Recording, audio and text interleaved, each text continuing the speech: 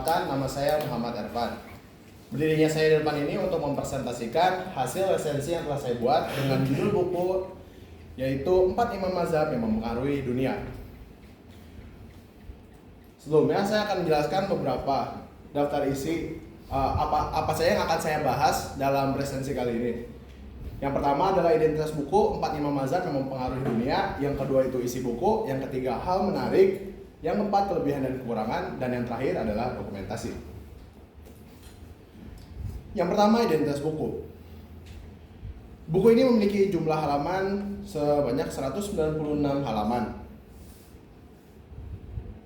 Penulisnya itu Ilham Wahyudi, editornya Yanuar Arifin, tata sampulnya Alvin Rizal, tata isinya Atika, pracetaknya Wardi, tahun terbitnya 2023, 26 Juni 2023. Penerbitnya adalah Laksana. Siapa sih keempat Imam Mazhab? Keempat Imam Mazhab itu adalah orang-orang soleh, orang-orang cerdas yang menyimpulkan dan memberikan pemikirannya terhadap hukum-hukum Islam yang terkenal di agama Islam ini. Mereka itu adalah orang-orang yang terkenal di bidang fikih atau hukum-hukum Islam. Dan mereka juga hidup di zaman di mana Nabi bilang bahwa manusia terbaik hidup di zamannya. Sebagai sabda Nabi Muhammad SAW, manusia terbaik itu hidup pada zamanku, sahabat, pengikut sahabat, dan pengikutnya lagi. Kalau dihitung 0 Hijriah sampai 200 Hijriah. Kita lanjut ke isi buku. Buku ini yang pertama kali dibahas adalah Imam Abu Hanifah. Imam Abu Hanifah lahir pada 80 Hijriah di Kufah dan memiliki nama asli An-Nu'man bin Sabit dan lahir di Kufah pada 80 Hijriah. Mengapa Imam Abu Hanifah dipanggil tidak dengan nama aslinya? Karena riwayat yang pertama menyebutkan bahwa Imam Abu Hanifah itu memiliki anak yang bernama Hanif, makanya disebut Abu Hanif, ayahnya Hanif. Dan pendapat kedua dipanggil Abu Hanifah karena kata Hanif itu dalam bahasa Arab adalah orang yang soleh, orang yang terpercaya. Lalu perkembangan Imam Abu Hanifah. Mazhab Hanafi, Imam Abu Hanifah menetapkan suatu hukum fikih yang bersumber dari Al-Quran, hadis yang tasikah yang terpercaya, atsar perkataan para ulama, ijma adalah kesepakatan para ulama, qiyas adalah pengambilan suatu hukum yang sebelumnya belum ada dan dipersamakan yang sudah ada, dan istihasan, adat istiadat. Imam Abu Hanifah menyimpulkan hukum. Imam Abu Hanifah berguru dengan satu guru yang dia belajar sampai guru tersebut meninggal. Guru tersebut memiliki nama Hamad bin Abu Sulaiman. Ia menimba ilmu dari awal Abu Hanifah mempelajari ilmu sampai kematian gurunya pada 123 Hijriah. Setelah itu Imam Abu Hanifah membuat khalqah baru dan dia memaparkan beberapa pokok pikiran dia dan jadilah mazhab Hanafi. Keteladanan Imam Abu Hanifah. Dia dikenal dengan keikhlasannya menimba ilmu dengan gurunya. Ya tadi yang saya sebutkan, dia menimba ilmu sampai gurunya meninggal, baru dia membuat khalqah yang baru. Yang kedua, di bab kedua buku ini adalah Imam Malik. Imam Malik memiliki nama asli Malik bin Anas, lahir di Madinah pada 93 Hijriah. Imam Malik sudah terkenal dari kecil memiliki keluarga yang lingkungannya adalah orang-orang soleh. Maka dari itu Imam Malik sudah mempelajari agama Islam dari sejak kecil.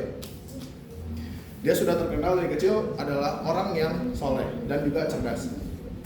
Perkembangan mazhab Imam Malik sama dengan Imam Abu Hanifah, cara pengambilan hukumnya. Yang membedakan Imam Malik dengan Imam Abu Hanifah adalah Imam Malik menambahkan kebiasaan penduduk Madinah sebagai hujah ataupun sunnah yang dilakukan secara langsung pengambilan hukumnya. Keteladanan Imam Malik. Imam Malik dikenal dengan ketegasan dan konsistensinya terhadap pendiriannya. Karena pernah waktu ketika Imam Malik menjadi imam yang terkenal, dia pernah dipanggil oleh keluarga kerajaan, namun ia menolak dan dia mendoakan dia mendoakan raja-raja Islam tersebut, semoga raja-raja Islam tersebut dimuliakan. Dan dia menambahkan di kutipannya, sesungguhnya ilmu tidak bisa datang pada kita, namun kita yang mendatangi ilmu. Yang ketiga ada Imam Syafi'i. Imam Syafi'i memiliki nama Muhammad bin Idris dan dia lahir di Gaza, Palestina pada 150 Hijriah.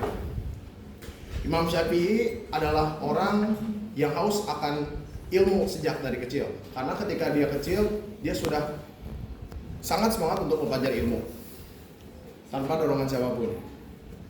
Lalu perkembangan mazhab Imam Syafi'i sama seperti Imam Malik, cara pengambilan hukumnya. Namun yang membedakan, Imam Syafi'i menentang Madinah sebagai hujah atau hukum yang dapat diambil sebagai landasan agama. Dan dia juga memperbolehkan menggunakan beberapa hadis yang lemah agar dapat dipakai sebagai hukum-hukum kita dan memudahkan kehidupan kita. Keteladanan Imam Syafi'i. Imam Syafi'i dikenal akan kehausannya terhadap ilmu yang membuatnya belajar hingga dia meninggal pada tahun 204 Hijriah. Lanjutnya ke Imam Ahmad. Mazhab Imam Ahmad memiliki nama Abillah Ahmad bin Muhammad bin Hanbal. Lahir di Baghdad 160 Hijriah di Irak. Perkembangan Imam Ahmad sama seperti Imam Syafi'i, cuman Imam Ahmad yang membedakannya, dia lebih mengutamakan Al-Quran dan hadis-hadis yang sahih yang kuat. Keteladanan Imam Ahmad, dia terkenal sebagai penyelamat Islam karena dia melawan akidah-akidah yang menyimpang seperti Syiah, Khawarij, dan juga Murji'ah ketika zaman itu. Dia mempertahankan akidah yang benar. Hal yang menarik dari Imam Abu Hanifah dan Imam Malik dan Imam Syafi'i dapat disimpulkan bahwa mereka semua memfokuskan jangan mengikuti pendapat mereka jika kita tidak mengetahui asalnya. Carilah ke sumber yang mereka dapatkan, kelebihan dan kurangan. Penjelasan pada buku ini ringkas dan on point, pengilustrasian yang baik, lalu kekurangannya terdapat kata yang salah dan desain yang biasa saja di dalamnya. Dokumentasi ini video foto saya ketika baca buku. Sekian yang dapat saya sampaikan. Mohon maaf jika ada salah kata. Wassalamualaikum warahmatullahi wabarakatuh.